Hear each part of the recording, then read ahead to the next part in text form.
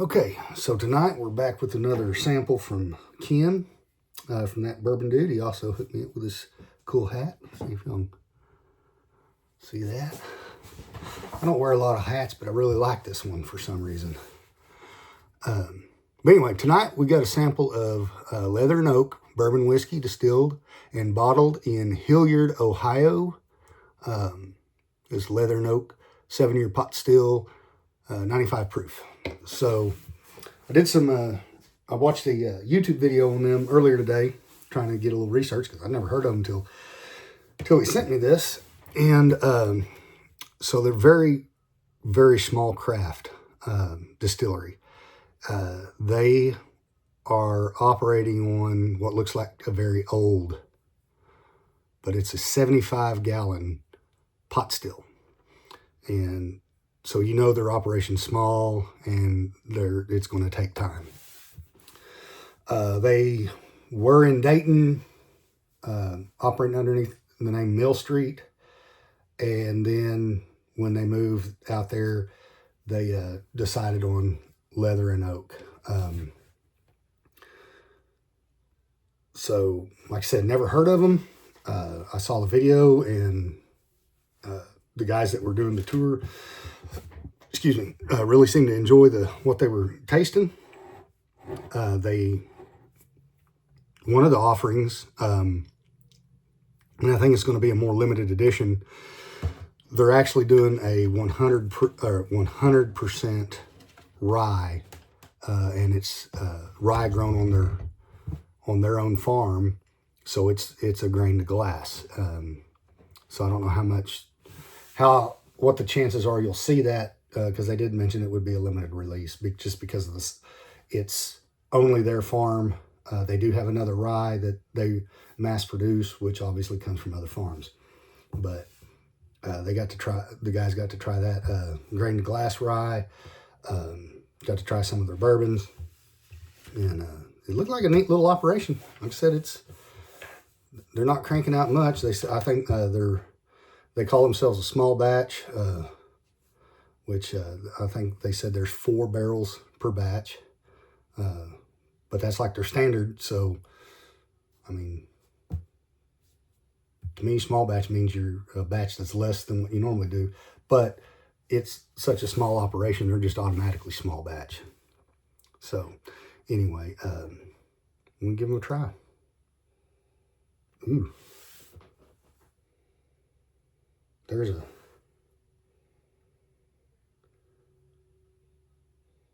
Oh, and they mentioned that their mash bill is 100% corn on their bourbon.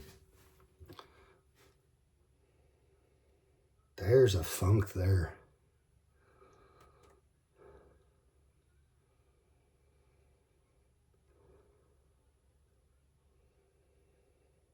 It's buttery. That's just like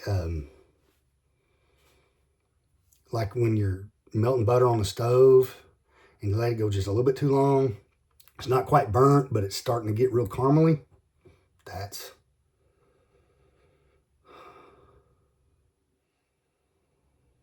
Yeah, that's good stuff. And that's just the nose. I ain't even got to the tasting it.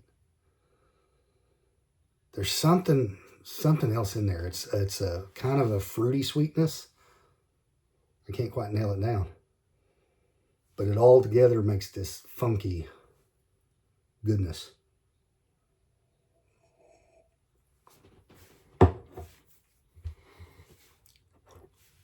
And look, see if I can get the lighting just right. It's got some good legs on it. I mean, for a 95 proof, that's got some viscosity. It's got a little thickness to it. Almost a creamy flavor note to it. Yeah, that is like if you took like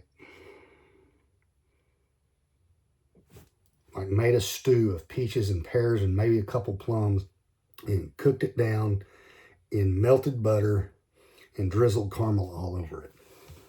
It's sweet, but not overly so. It lets you know it's there. That's awesome.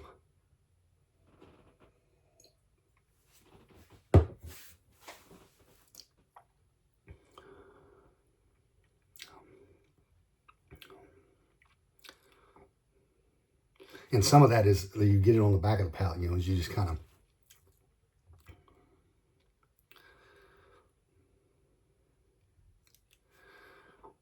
maybe even getting some brown sugar in there. I can definitely see it does kind of remind you of leather when you think about it. I can see leather and oak, and the oak isn't super. It's not super oak forward.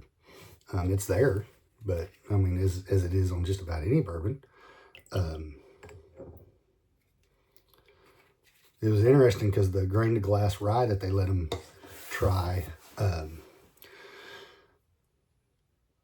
they said it had been in the barrel like 2 months at the point that they tried it, and it was so dark it looked like a 4-year whiskey. Like it looked like it'd been in there a while, and it hadn't been. But so it's kind of interesting how fast it got that dark. I mean, like they compared it to another. They had a 6-year whiskey, and the 6-year whiskey was lighter than that 2-month rye. Oh man, this is so good.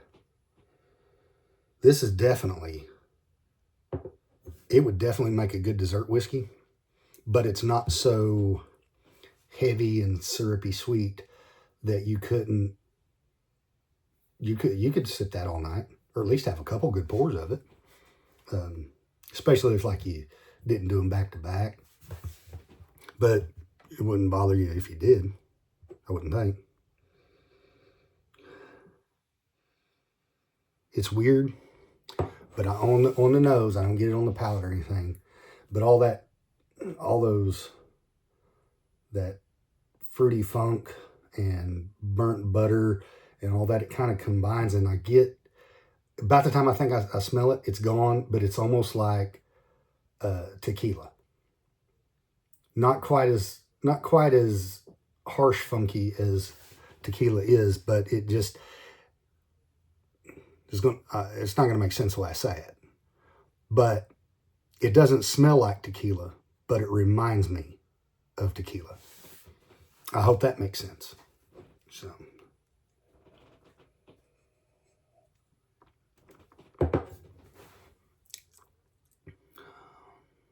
Man, that is so good. That is just super good. And it gets a little sweeter. Like right there, you get just all this brown sugar cake. It's almost like, kind of reminds me of eating, not the carrot flavor, don't, because I go through that with that Blade and Bow. But just like a carrot cake, just that spice, but not so much. I don't know how to describe it. It's like every time I sip it, I get something new, and but it's almost cakey. It's almost like eating a good cake with like a cream cheese icing. Yeah, I'm blown away by this one. I think that's what that on the nose. I don't know why. Like I say, it still reminds me of tequila. Not that it smells like it, but something is triggering that memory. But that's like smelling carrot cake with cream cheese icing.